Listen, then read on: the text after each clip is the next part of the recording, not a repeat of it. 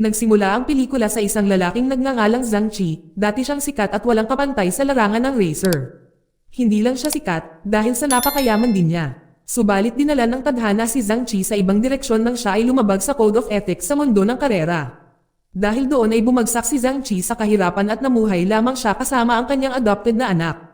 Isang araw ay naimbitahan si Zhang Qi at ang kanyang anak na dumalo sa isang paglilitis sa Automotive Association Office. Sa paglilitis na ito na nilayon ni Zhang Qi, na ipaliwanag ang lahat ng kanyang pagkakamaling nagawa niya.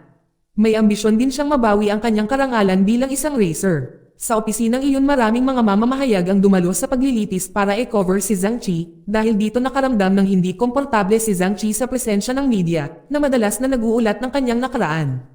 Habang nasa courtroom, nagsimulang magsalita si Zhang Qi sa harap ng hurado ng Automotive Association, upang maibalik ng maayos ang kanyang lisensya sa karera. Para kumbansihin ang mga hukom, sinimulan ni Zhang Qi na sabihin ang kwento na inamin niya na dati siyang nakatanggap ng imbitasyon na lumahok sa isang ilegal na karera. Dahil sa husay ni Zhang Qi sa karera, kahit na sa karerang iyon ay gumamit lamang siya ng isang karaniwang sasakyan. Nagawa niyang manguna at mangibabaw sa karera, sa kasamaang palad ng halos matapos na ang karera, ay napalibutan ng mga pulis ang race arena at si Zhang Qi ay nahuli.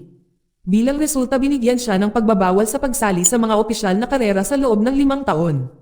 Ang dahilan kung bakit sumali si Zhang Qi sa hindi opisyal na karera, ay dahil pinangakuan siya ng isang mas magandang buhay kung siya ay nanalo sa karera. Sa panahon ng paglilitis tinanong ni Zhang Qi ang chairman ng Automotive Association jury, para mabigyan siya ng pagkakataon na muling makipagkarera. Naghahangad din siyang mabawi ang kanyang karangalan bilang isang mahusay na racer. Naawa ang chairman ng jury kay Zhang Qi at sa wakas ay binigyan siya ng permiso na muling sumabak, sa kondisyon na kailangan niyang sumunod sa lahat ng panuntunan sa karera at pumasa sa isang medikal na pagsusulit. Naramdaman ni Zhang Qi na gumaan ang pakiramdam niya, dahil napagbigyan ang kanyang kahilingan. Nangako siyang susundin ang lahat ng mga alituntunin. Pagkatapos ng paglilitis nakipagkita si Zhang Qi sa chairman ng board upang pasalamatan siya, inamin din ni Zhang Qi na noong nakaraan ay napakabalisa niya, kung kaya't humingi din siya ng tawad sa lahat ng kanyang pagkakamali. Pinatawad ng chairman of the board si Zhang Qi at pinayuhan na agad na asikasuhin ang kanyang lisensya sa karera, para makabalik agad siya sa arena. Pagkatapos noon, ay sinabi ng chairman of the board na sa nakaraang mga taon may isang batang hindi matatalo sa racing arena. Nang marinig ito si Zhang Qi ay tumahimik lang. Nang gabing iyon ay nakipag-ugnayan si Zhang Qi sa kanyang matandang kaibigan, upang makipagkita at agad na pinakiusapan ng kanyang kaibigan si Zhang Qi na makipagkita sa kanya. Ang kaibigan pala ni Zhang Qi ay isang dinosaur actor sa amusement park. Kinabukasan ay nagpa siya si Zhang Qi na makipagkita sa kanyang kaibigan sa amusement park. Nang makarating siya doon, mula sa malayo ay nakita ni Zhang Qi ang isang tao na nakasuot ng dinosaur costume, nang hindi nag-iisip tumakbo si Zhang Qi at niyakap ang taong iyon nang mahigpit inakala niyang kaibigan niya ito. Pero mali pala si Zhang Qi, ang kayakap niya ay hindi niya kaibigan, kundi asawa ng kaibigan niya. Dahil pareho ang costume nila ng kanyang kaibigan na si Yun Jiang. Magkasama silang naupo at nagkwentuhan. Si Yun Jiang ay dating crew driver ni Zhang Qi sa panahon ng karera. Kaya sa pagkakataong ito ang layunin ni Zhang Qi ay imbitahan siya pabalik sa racing arena. Si Yun Jiang ay handang tanggapin ang imbitasyon ni Zhang Qi, sa kondisyon na siya ay makakakuha ng pag-aproba mula sa kanyang asawa. Ngunit sa hindi inaasahang pagkakataon ay pumayag ang asawa ni Yun Jiang sa imbitasyon. Kinabukasan ay kumuha ng driving test sina Zhang Qi at Yun Jiang, para makuha muli ang kanilang lisensya sa pagmamaneho. Pagkatapos ay tinanong ng instructor ang dahilan kung bakit binawi ang lisensya sa pagmamaneho ni Zhang Qi, dito nang atwiran si Zhang Qi na siya ay nagmaneho habang lasing. Ang instructor ay naiinis dahil nandidiri siya sa mga taong nagmamaneho habang lasing, at dito sinadya niya na hindi ipasa si Zhang Qi sa driving test. Si Yun Jiang ay sinubukang i-defuse ang sitwasyon sa pamamagitan ng pagpapaliwanag na nagbibiro lang si Zhang Qi. Kaya nagbigay si Zhang Qi ng isang bagong dahilan na kinuha ang kanyang lisensya sa pagmamaneho ng sobrang napakabilis. Ngunit muli ang kadahilanang ito ay hindi nagustuhan ng instructor, kaya naman nakiusap si Zhang Qi na mabigyan siya ng pagkakataon sa pagsusulit sa pagmamaneho at gustong ipakita sa kanya na napakagaling niya. Nang marinig ito, minaliit ng instructor si Zhang Qi at hinamon siya na ipakita ang kanyang kakayahan. Si Zhang Qi sa kanila yun na ipakita ang kanyang kakayahan sa pagmamaneho, ngunit sa pagtapak niya sa accelerator ay biglang sumabog ang makina ng sasakyan. Sa huli ay nabigo silang sumailalim sa pagsubok. Sa kabilang banda ay may isang batang racer na nagsasanay sa arena, ang pangalan niya ay Lin, siya ay may napakalaking car racing team. Si Lin ay isang napakamatagumpay at mayamang racer sa kanyang murang edad. Sa loob ng 3 taon na sunod-sunod ay nakapasok din si Lin sa top 10 sa iba't ibang torneo. Noong mga oras na iyon nagsimulang talakayin ni Lin at ng kanyang assistant ang mga estratehiya para sa pagharap sa mga kalaban sa karera. Kabilang si Zhang Qi na nakakuha ng kanyang atensyon. Kinabukasan ay bumalik si Zhang Qi upang makipagkita sa driving instructor at humingi ng paumanhin para sa nakaraang insidente. Ipinaliwanag ni Zhang Qi na siya ay isang racer. Sa una hindi naniwala ang instructor, ngunit sinabi niya na hindi naman siya galit kay Zhang Qi, ngunit sa kanyang kaibigan. Sinabi ni Zhang Qi na sasagutin niya ang mga nakaraang damage sa kotse. At binigyan siya ng pera ni Zhang Qi. Doble pala ang pera na ibinigay ni Zhang Qi, kaya nataranta ang instructor. Dahil ang natitirang pera ay kabayaran sa mga gulong na masisira ni Zhang Qi habang siya ay mag-practice ng karera. Sa wakas ay nakuha ni Zhang Qi ang kanyang lisensya sa pagmamaneho. Nakakuha din siya ng isang lisensya sa karera na nagpapasaya sa kanila. Hindi nagtagal pagkatapos ay dumating si Lin upang makipagkita sa kanila at nais na makipag-usap. Siya ay interesado kay Zhang Qi at nilayon siyang imbitahan na makipagkompetensya sa isang opisyal na torneo. Lumabas na talagang hinangaan ni Lin si Zhang Qi mula noong siya ay 18 taong gulang. Ang lahat ay dahil sa pambihirang kakayahan ni Zhang Qi sa karera noon. Sinabi ni Lin ang tungkol sa kanyang nakaraan noong siya ay ipinadala sa ibang bansa upang mag-aral bilang isang racer. Ito ang naging dahilan upang makita niya ang mga pagkukulang at kahinaang loob ni Zhang Qi. Nang marinig ito ni Zhang Qi, na nakaramdam ng kaunting inis. Pagkatapos bago umalis ay binigyan ni Lin si Zhang Qi ng business card at nagbibigay ng sponsorship offer para makasali sa mga tournament. Ngunit ito ay tinanggihan ni Zhang Qi dahil pakiramdam niya na maliliit siya. Kinabukasan ipinakita ni Zhang Qi ang uniforme ng racing team niya kay Yon Jiang at pumunta silang dalawa sa isang car repair shop para umarkila ng racing car na gagamitin sa tournament. Ngunit pagdating nila doon ay nakilala nila ang car repair shop manager, ang pangalan niya ay Ye Yang, na dating kasama sa team ni Zhang Qi.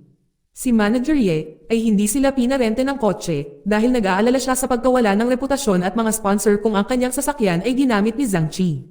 Gayunpaman si Zhang Qi at Yon Jiang ay patuloy na nagmamakaawa sa manager. Sa kasamaang palad ay tinanggihan pa rin sila dahil sa mga pagkakamaling nagawa ni Zhang Qi noong nakaraan. Humingi ng tawad si Ye Yang sa kanyang ginawa. Si Zhang Qi at Yon Jiang na nakaramdam ng pagkadismaya pagkatapos ay umalis sa lugar na may malungkot na ekspresyon.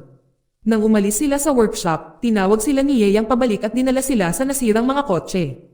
Ipinakita ni Ye Yang ang ginamit na sasakyan mula sa karera ni Zhang Qi at sinabing na itapon na ang sasakyan at maaari na nilang kunin ito dahil hindi nakasama ang sasakyan sa mga asset ng kumpanya, kaya maaari nilang kunin ito ng lihim.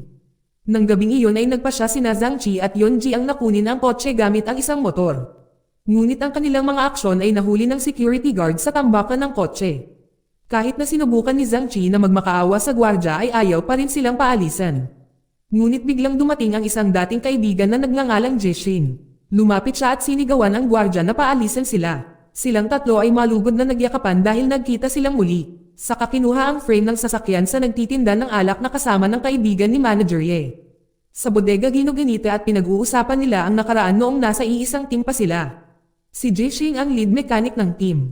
Nagsimula silang magplanong muling magtayo ng rally car para sa tournament. Si Jishin pagkatapos ay nagtanong tungkol sa budget na mayroon sila.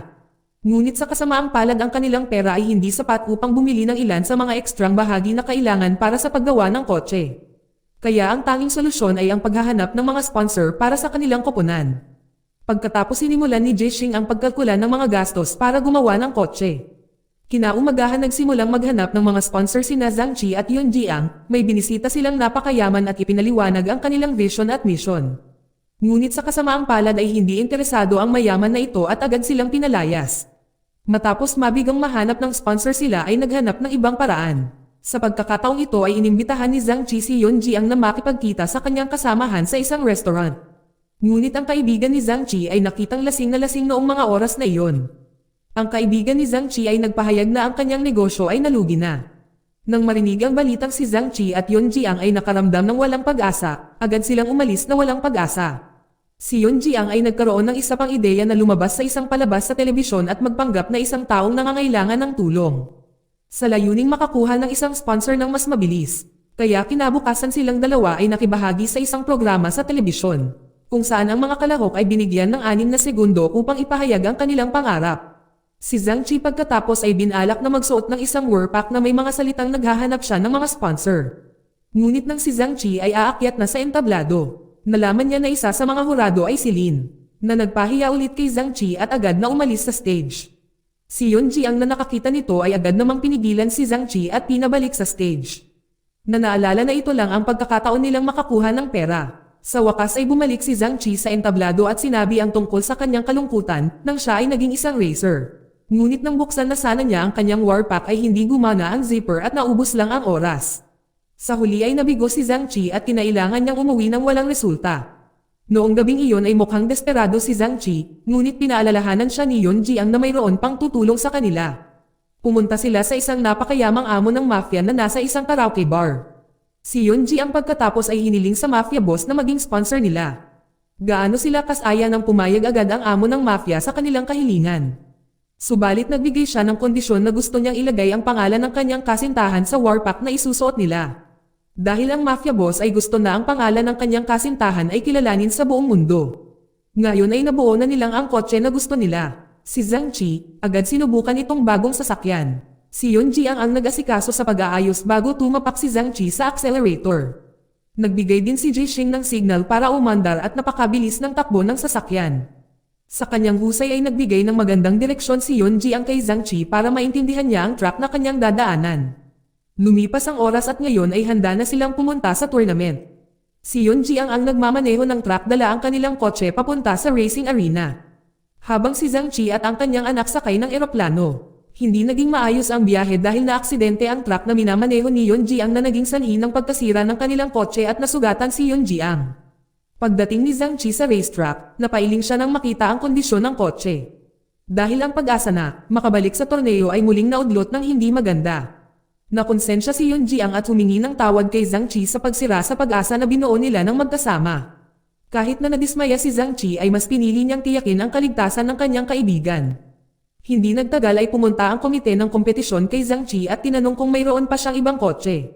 May mabigat na loob sumagot si Zhang Qi na ang nasirang sasakyan ay ang tanging sasakyan na mayroon siya. Ang komite ng karera pagkatapos ay nagbigay ng liham ng pagbibitiw at nagtanong kay Zhang Qi na pirmahan ito. Dahil sigurado ang komite na hindi na may pagpapatuloy ni Zhang Qi ang karera dahil nawasak ang kanyang sasakyan. Lalo pang hindi nakapasa sa medical test si Yun Jiang dahil sa mga pinsala sa kanyang aksidente. Bago pa man napirmahan ni Zhang Qi ang resignation letter, lumapit sa kanila si Lin at pinayuhan si Zhang Qi na huwag pirmahan ang liham. Nilayo ni Lin na tulungan si Zhang Qi na ayusin ang kanyang sasakyan. Dahil gusto niya talagang makipagkompetensya kay Zhang Qi. Sa wakas ang sasakyan ni Zhang Qi ay nagsimula ng ayusin ng team ni Lin ng mga mekaniko. Ang pag-aayos ay tinulungan din ni Jixing. Kahit na walang kasamang co-driver ay nagawa pa rin ni Zhang Qi na makilahok sa karera at may pag-asa na muling manalo sa karera. Sa bawat 5 minuto isa-isang nagsimulang umalis ang mga kalahok mula sa starting line. Si Lin at ang kanyang co-driver ay naghahanda upang simulan ang karera. Si Lin ay agad na pinatakbo ng mabilis ang kanyang sasakyan. Ipinakita ang kanyang pambihirang kasanayan sa pagmamaneho. Hindi nagtagal ay mukhang handa na rin si Zhang Qi na simulan ang karera. Nang bumukas ang berdeng ilaw ang sasakyan ni Zhang Qi ay agad na umandar ng mabilis. Kahit na si Zhang Qi ay nagmamaneho ng walang kasamang driver, si Zhang Qi ay kilala na napakahusay sa pagmamaneho sa track. Dahil dati ay nanalo siya ng ilang beses sa mga laban sa parehong track. Sa kasamaang palad maraming mga kalahok ang kailangang maalis sa track na iyon. Dahil ang track na ito ay lubhang mapanganib. Si Lin nagmaneho ng kanyang kotse at nagawang maabot ang finish line sa oras na 59 na minuto 58 segundo. Sa kabilang banda si Zhang Qi patuloy na sinubukang abutin ang oras na itinakda ni Lin. Pagkatapos ng matinding pakikibakan na nagawa ni Zhang Qi na tumawid sa linya na may pagkakaiba sa oras na 548 segundo at sa wakas ay opisyal na siyang idineklara na panalo sa torneo. Gayunpaman ang kanyang sasakyan ay nagdusa ng malubhang pinsala na naging dahilan upang hindi niya maihinto ang sasakyan. Hanggang sa tuluyang umalis ang sasakyan sa track at walang paihil na nagmaneho sa gilid ng isang bangin. Kahit na nakaranas siya ng isang kakilakilabot na pangyayari na nagawang muli ni Zhang Qi ang kanyang tagumpay. Ngayon ang kanyang pangalan ay palaging maaalala bilang isang maalamat na racer na hindi natatalo. Dito nagtatapos ang pelikula.